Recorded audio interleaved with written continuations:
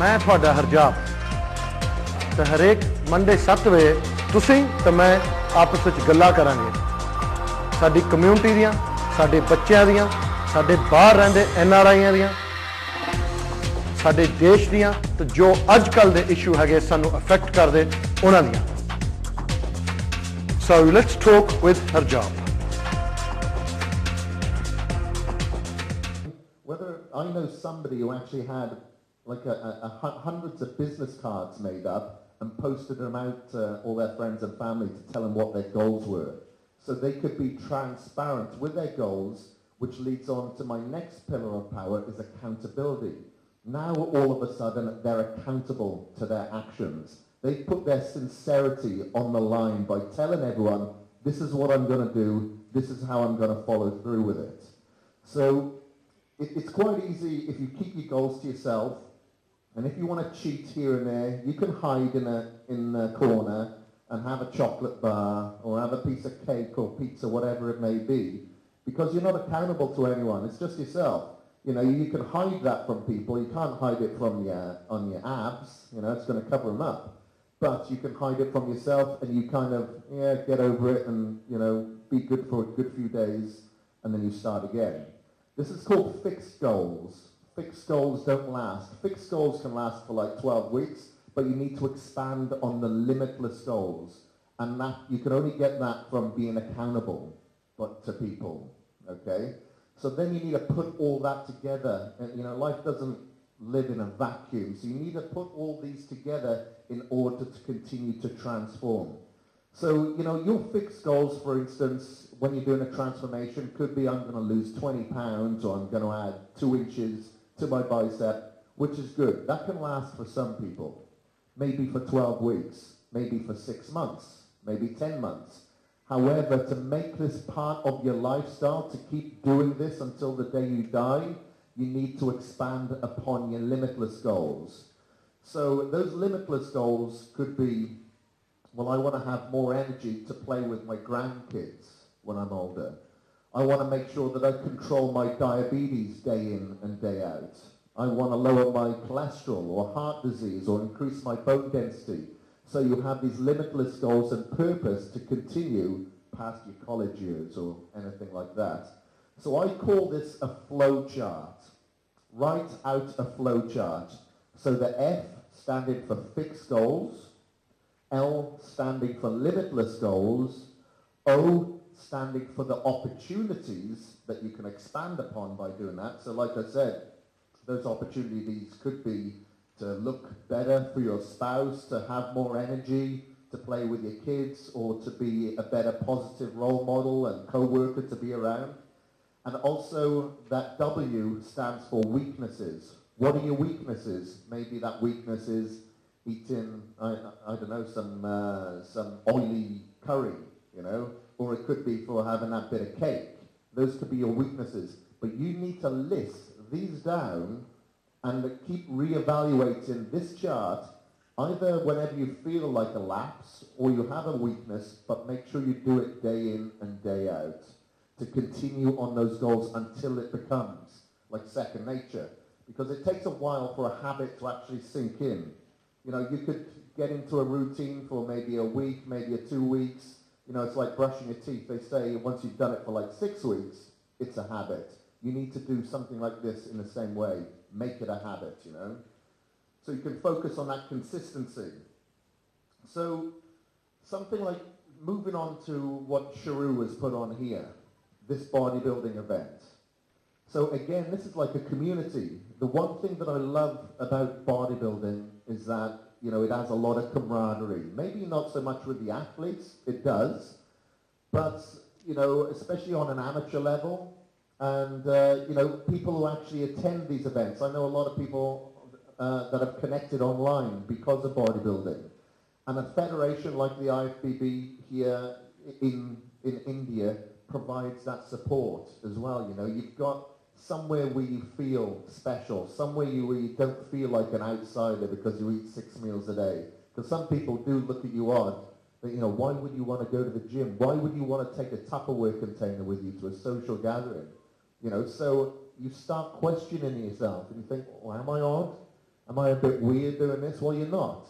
Especially when you start, socializing with people, like an event like this, where you kind of feel accepted. It's like, okay, well, this is kind of normal. I found other people like me that like to lift heavy things over their heads 5 times a week, and eat a horrendous amount of food. But, we do it because it makes us feel better.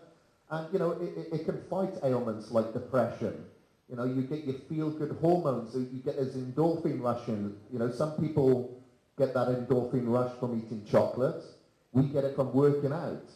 And it's our job to actually spread that word and become part of the transformation nation and let people know this is how you can feel. Because if you've been training maybe 8 weeks, maybe less, maybe a little bit more, how weird it may feel, you are actually a role model to someone now. So it is your duty to kind of carry yourself as if you're a role model. So that accountability spreads out a little bit further. Maybe you're a role model now to a little cousin. Maybe it's to your little sister or something like that. Or maybe it's to a friend because they've started to notice a positive change in you. So you need to carry yourself in such a way. Maybe you're at the gym. Don't throw away leave the weights out. Make sure you put them back. Because people are going to be watching you. When you're out, don't be, eating bad foods in front of the little ones or whatever, because you've got to carry yourself as a role model now and spread the good word of the health benefits that this can achieve. I find it hard personally to, tell my parents, the benefits of this kind of lifestyle, because, they're stuck in their ways. I'm not going to push it down their throats, but at least I can do my part. Every morning, if I happen to stay with my parents, I'll make them breakfast, because I know that they'll skip on breakfast otherwise, and I'll make them something in the evening. I can't parent them during the day, that's up to them, but at least I can do my part, and I'm not saying that you can totally convert someone, but at least you can help. Now, I've had a lot of people tell me, isn't too much protein bad for you? Well, that is true if you're just sat in your butt all day watching television.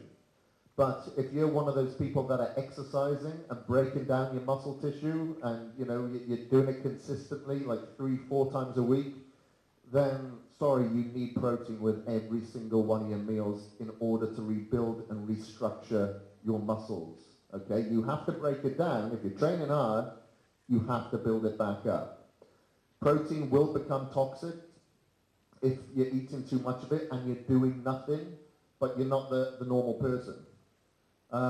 You're actually working out, so you do require more nutrients, and the protein is going to be your bodybuilding block in order for you to replace that. Now, someone asked me earlier, well, I eat a lot of fruit.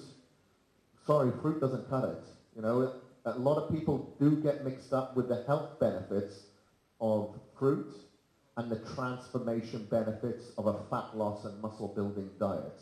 Like if it was all to do with health, I'd say, yeah, be drinking milk, eating fruit, making sure that you're having, plenty of, grains and whatever. But it isn't always work out like that. You have to keep your protein in there, keeping your sugar content down, which fruit does have a lot of, especially if you're dieting down. So you need to eradicate, certain types of food. Again, it's going back to the education. You really need to educate yourself on the food, because you do not get your abs in the gym, you get your abs in the kitchen. So, you've got to make sure that you are what you eat and educate yourself on the foods that you should be using to refuel and rebuild your muscle tissue. So 6 meals a day does sound a lot to some. But again, it's just like a habit, like I said before, like brushing your teeth. As soon as you start getting into the routine, give it a few weeks, it'll be second nature. Not just mentally, but physically. 6 meals does sound extremely daunting.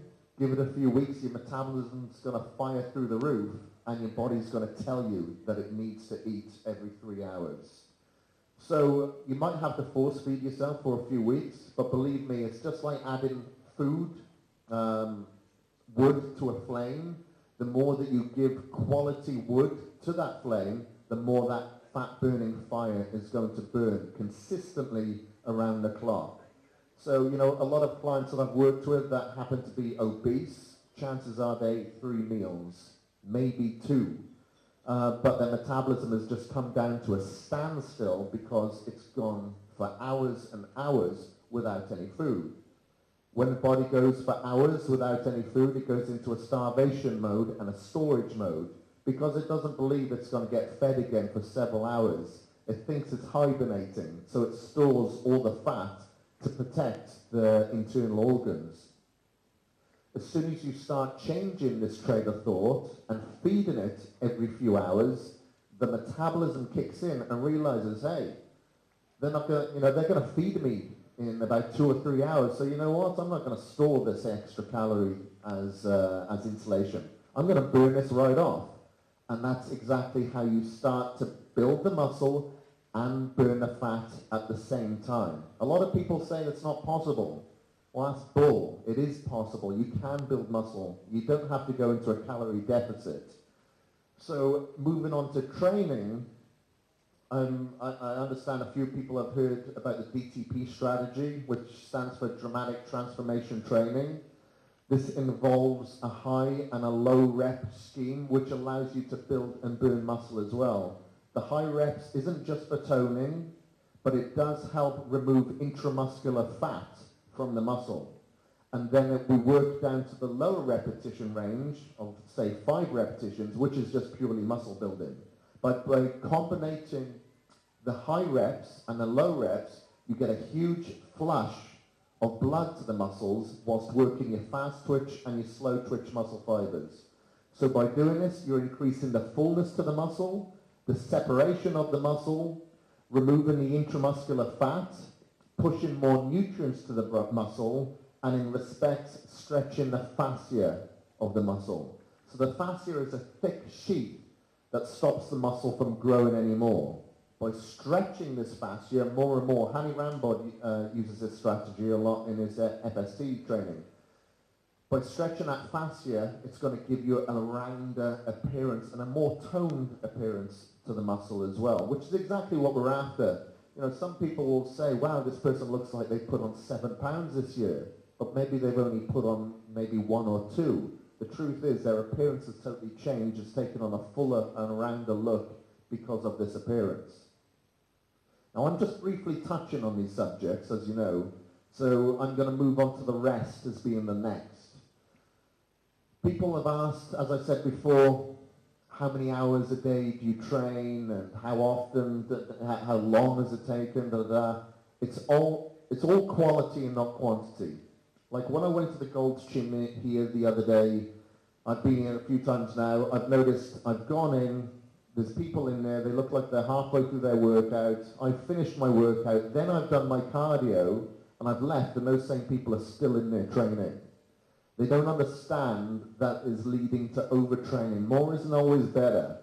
You know, they think that if they keep tapping a nail into a piece of wood, it's going to go further into that piece of wood. If they were just to hit it, 2 or 3 times, why do you have to keep tapping at it? It's not going to go any further into the wood, If you can do it over a good few hits, you don't need to keep hitting it. It's not going to go any further.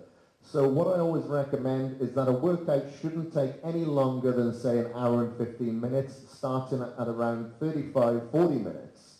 So by doing this, and only like 4 times a week, maybe 5, as a natural athlete, your body is going to move into overtraining very, very quickly. We have a protein synthesis that is only so big, and we can only recover so much. We can only absorb so much protein at each sit-in. If we could absorb 100 grams of protein each sit-in, then train for a few hours a day. It'll work. But until that happens, it's not going to. So split up your workouts like this. Maybe train 2 days on and take a day off. It's hard to take that day off because you think you're shrinking, but in fact, you're probably going to grow. Like I said, you get your physique in the kitchen, not so much in the gym. All you're doing in the gym is burning muscle. You're breaking that muscle down, but you need to break it down in order for you to go home, rest, recover, and eat in order to build it back up. So make sure that you're taking 2 to 3 days off each week just to rest yourself physically, but mentally as well. it's hard to stay motivated if you're going into the gym every single day for hours and do the same thing the week after, the month after, the year after. If you go in there, take a break, you're going to be that much more positive to break your personal best, and you're going to be that much more stronger for it as well, physically and mentally. You know, you'll get adrenal fatigue, you'll get mental fatigue, and you know, these are all signs that you need to avoid. So if you feel that you're getting tired, if you're getting grouchy, you know, short-tempered, you're getting weaker, these are all signs of overtraining that you need to adhere to. So I'm touching just on a few subjects here now, but I want to hand the mic over to you guys and get some inspiration from you and get some questions from you so I can educate you. I can't read your minds, but this seminar is going to be as good or as bad as you guys make it. So, you know, the only question that I think is a stupid question is a question that doesn't get asked. So how stupid it may sound in front of other people, we're all friends here, please just come forward, ask the questions, whatever it is you want to learn in regards to health, training, nutrition, supplementation, whatever it may be, please go ahead and ask so I can, you know, I can help you here. And, you know, when I come back to India, whether it be Mumbai, any other cities, let me know exactly what you want. Do you want a training camp at the gym? Do you want another seminar like this? What is it exactly you want? Once again, welcome to Matv, and I'm actually now with the great Mona, and we'll be speaking to Mona about what she does, what she eats, and what she does to look great, and about the Sheru Classic competition and what she thinks about that. Mona, welcome to Matv. Oh, thank you so much. I'm so glad to be here. Mona, tell me, how does it feel to be in Mumbai? Oh my God! Like I said before, I feel like I'm still dreaming. It's an unbelievable experience. I've been here for a couple of days, and I'm planning to stay at least 2-3 days extra after the show, so I could go and you know, see the rest of the city. But I've had a great experience, and everybody's been so nice, and it's awesome. Mona, tell us. It's real hard work competing, and you know, we know that there's a lot of hard work that actually goes into what you do. What do you actually eat, and how do you train? How dedicated is this sport, and what does it mean to you? Well, you know, everybody's body is totally different. So growing up, you know, I was very thin. So in order for me to have the muscle that I put on, I have to work out like a bodybuilder, and I have to eat a lot like a bodybuilder. So, you know, I work out, you know, about 6 days a week, and I do cardio, and I lift heavy 2 body parts every time I'm at the gym. My diet, it's incredible. I eat 6, 7, 8 times a day. I own a restaurant in Manhattan. Yeah, it's a steakhouse. So it's great to have definitely my meals prepared there all day long for 5 days a week. Oh, that's great. I'm definitely going to come to your steakhouse. Mona, how many competitions have you entered, and what's the history behind all the competitions? Well, it's not that long. It's just been 3 years since I've started competing. I turned pro last year, so I've been doing really well. I've done at least 7 shows. I'm looking forward to compete this weekend because I am so flattered that I'm actually going to compete with Nicole and Aaron, Eva Cohen. I mean, these girls are unbelievable, the best bodies in the world. So I'm very, very excited to be here. So you're saying that you're fans of theirs and now you're actually competing on the same stage? Absolutely. It's amazing. I can't believe it. Mona, being in India, is this your first time in India? It is my first time here. You know, I'm planning to probably come back. You know, it all depends, you know, how my schedule is going to be next year. But if this is going to happen, I would love to come back. One important thing, being in India and following such a strict diet and being a restaurant owner yourself, has being in India affected your diet plan and preparing for the Sheru Classic show? No, I mean, besides the flight, which it was, you know, pretty long, everything has been pretty much okay. You know, I brought food, a lot of food with me because I wasn't sure how my meals were going to be here. So I still have some chicken from my restaurant, and my coach, Carlo Filippone, he's also a chef. He's known the muscle chef. and he prepared all my food, you know, frozen and everything for me to come to bring to India. So. Excellent. And have you been training in India? How's your experience of the gyms here? I've only went to the gym one day. I went to Gold's Gym, which I guess all the athletes have been there already. And it's an unbelievable experience. I mean, people were just like looking at us working out, and no, everybody wants to talk to you and they want to take pictures. And, you know, I got Facebook messages from people already, so it's crazy. You're going to attract a lot more fans from India, and there's going to be a lot of people who are going to follow you and be influenced about how you train and what you do. How does it make you feel about people who follow you and want to be like you? I can't even explain the feeling. I mean, I wish I could tell you how I feel. Just today, I came down here about, 20 minutes ago, and I was in the expo for about 2 minutes, and I had at least 15, 20 people, want to take pictures with me, and the feeling, it's amazing. Excellent. Tell us about Muscle and Fitness and what you do with Muscle and Fitness. I just started working with them. I'm actually their cover girl for Muscle and Fitness Hers, so I'm on the cover for the month of September and October in New York. Well, actually, through the States. I interview for them, stuff for the website and mostly pictures. And I just started working with them, so we're working on a lot of different things. Wow, well, I'm really excited to be interviewing Mona here because she's such a famous athlete. Mona, what message would you like to give your fans, and what's your thoughts about tomorrow? Are you excited? I am very, very excited, and I want to tell everyone, don't be afraid to come up and ask questions, because I love giving advice.